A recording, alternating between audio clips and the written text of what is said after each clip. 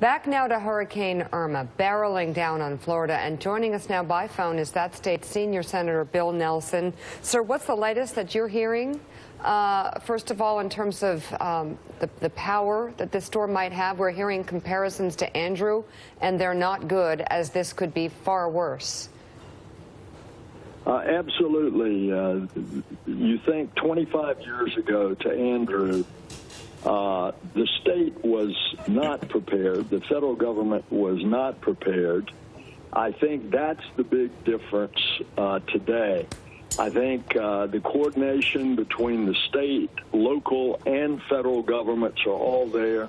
The mistake in New Orleans and Katrina, for example, where the U.S. military and the Louisiana National Guard were on separate pages, I think that has been taken care of now with a coordinator between the Guard as well as the U.S. military.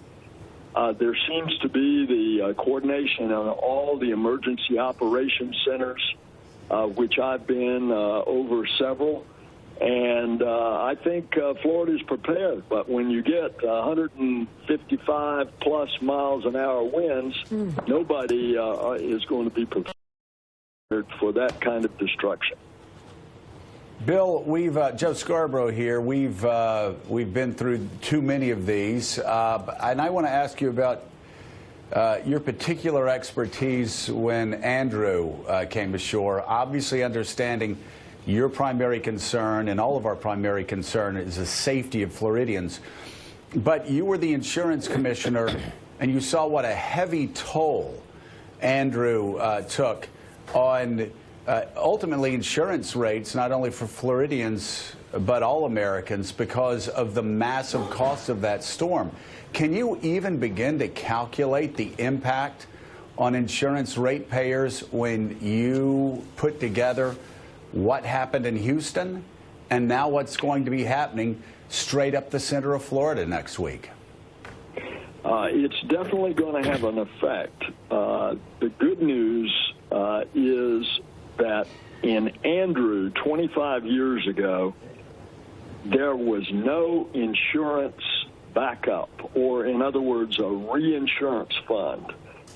As a result of Andrew, when insurance companies went bust, when they fled the state, when the two big ones, even State Farm and Allstate, were shedding policies right and left, there were such massive insurance losses that the entire state of Florida was paralyzed for homeowners insurance. The correction to that is now in place is a reinsurance fund, the Florida Hurricane Catastrophic Fund, that has billions of dollars of reserves that will insure against the insurance companies going bust. So it's much better. But your point with Texas and now Florida, FEMA really stretched in all of its resources. They've actually had to pull people out of Texas and pre-position them for Florida. Same with supplies. So whatever has improved since Andrew 25 years ago, we're really going to get a strain this time.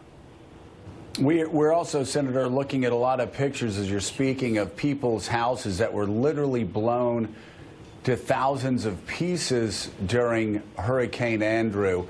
It reminds me of another example of how actually government and regulations have their place. I remember after Andrew, an extraordinarily rigid new set of building codes that were implemented not only in South Florida, but across the entire state. How big of an impact do you think that will have when we have to face a Cat 4, Cat 5 storm? Joe, you obviously have great insight.